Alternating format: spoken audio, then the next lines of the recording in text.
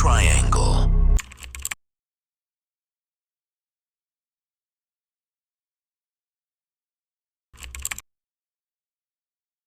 Maybe the truth was never under the water, but inside our need to believe that the world still holds places that defy explanation. The Bermuda Triangle has swallowed ships, planes, and men. But it has also swallowed something else, our imagination. Decade after decade, long after science declared the mystery solved, the legend continues to rise from the depths like a tide that refuses to retreat. Because myths, like oceans, don't need to be true. They only need to be deep. The birth of an obsession. It began as a pattern, then became a theory, and soon it was an empire of stories. In 1964, writer Vincent Gaddis gave it a name. In 1974, Charles Berlitz turned it into a worldwide phenomenon with his best-selling book, The Bermuda Triangle, blending real disappearances with speculation, pseudoscience, and suggestion. Within months, television specials, novels, and comic books filled the shelves. The Triangle was no longer just a region of sea. It was a brand, an open door to wonder. Hollywood followed. Films like Satan's Triangle, 1975, and The Bermuda Depths, 1978, painted it as a gateway to other dimensions. Later, documentaries filled late-night television, showing grainy radar footage, ghostly maps, and dramatic recreations of Flight 19 vanishing into fog. Every retelling changed something. The dates, the reasons, the victims. But the fear stayed the same. The idea that there exists a corner of our planet that doesn't obey the rules. And we love it for that. The Triangle, as mirror mysteries, are mirrors. They reflect what we fear and what we wish for. The Triangle arrived at a time when humanity was conquering the world, mapping every continent, sending rockets to space, shrinking oceans into flight paths. But the more we measured the Earth, the less mystery it seemed to hold. And then came the Bermuda Triangle, a reminder that perhaps we had not conquered everything. That even in an age of satellites and logic, there could still be places that laugh at certainty. It became the symbol of the unknown modern, the frontier that exists not on the map, but inside the mind. The experts speak. Today, scientists and navigators dismiss the myth. The U.S. Coast Guard calls it a region no more dangerous than any other stretch of ocean. The NOAA repeats that there's no evidence of supernatural phenomena. Modern GPS navigation has erased most of the fears. And yet, even those who reject the legend admit something quietly. Something they can't measure. Ask a meteorologist about the Triangle, and he'll talk about sudden microbursts, rogue waves, magnetic fields. But then he'll pause, smile faintly, and say, "Still, it's strange how many people vanish there. Ask a captain." And he'll laugh off the idea of curses until he describes the feeling of crossing those coordinates at night. The way the sea seems to hold its breath. Because disbelief doesn't kill the myth, it feeds it. The power of the unknown. Every culture has its mysteries. Mountains that whisper, forests that move, lakes that keep secrets. The triangle is simply ours. It reminds us that technology doesn't make us gods, that somewhere nature still writes its own laws in water, wind, and silence. Maybe the disappearances were just storms and mistakes. Maybe every theory has already been proven wrong. But facts have never been the enemy of wonder. What keeps the legend alive is not evidence, it's emotion.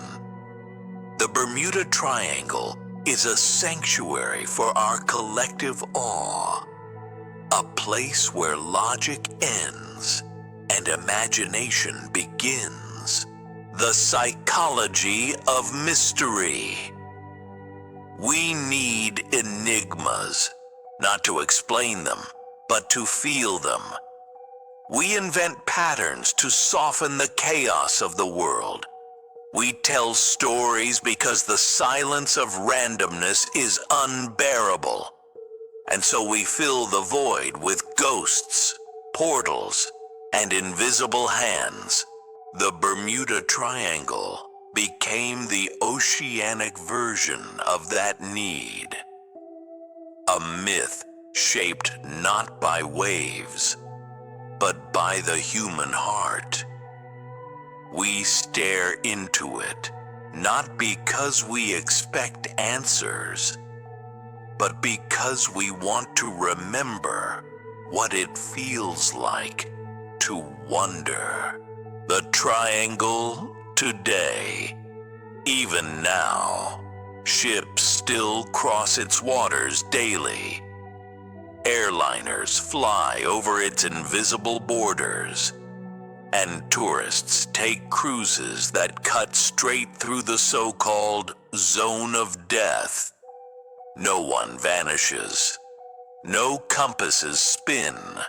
But at night, when lightning dances far on the horizon and the sea glows faintly under the moon, you can almost feel the story breathing again. Ancient, patient, waiting. The myth is not dying. It's just resting. Maybe the truth was never under the water. Maybe it was always inside us, in our hunger for the mysterious, our refusal to let the world become too ordinary. Because without mysteries, the world feels smaller. And without legends, the ocean is just water. The Bermuda Triangle endures because it gives shape to what we fear and what we hope. That somewhere, still, there are places that cannot be charted, and truths that cannot be tamed. So let the skeptics measure and explain. Let the scientists close their reports. The myth will continue to drift, quiet and eternal, beneath the waves. Because myths don't die. They wait.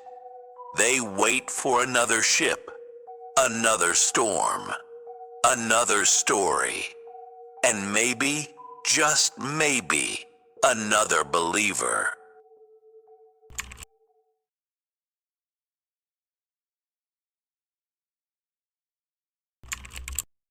Maybe it was storms, maybe magnetism, maybe simple human error, but maybe the sea keeps its own rules.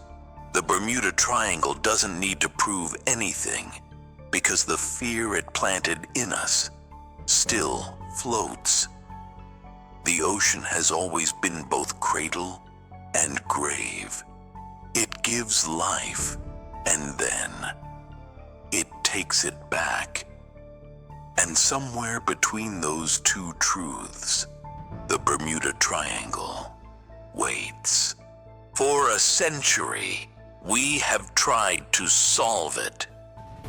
We have sent ships, planes, satellites, and stories into its depths, all chasing an answer that refuses to surface. Maybe it was storms. Maybe it was science. Maybe it was us. But when the wind dies and the sea turns to glass, something inside that vast silence still feels alive, as if the ocean remembers every ship it took, every voice that begged to be heard, every light that blinked once and disappeared forever. Because the triangle doesn't need to prove itself. It never did. It lives not in the water, but in us. In the part of the human mind that still looks at the horizon and feels both awe and fear. We've mapped the skies. We've charted the stars. But there are still places the compass cannot find, where reason sinks and imagination floats. The Bermuda Triangle is one of them. A place not defined by coordinates, but by curiosity. Not by tragedy, but by wonder. And maybe in the end, that's the real secret. The ocean doesn't keep mysteries to torment us. It keeps them to remind us that some beauty depends on not knowing. Because if we ever understood everything, if every wave, every shadow, every vanishing had an explanation, the world would feel smaller, and the ocean would stop whispering, so the sea stays silent, and we keep listening.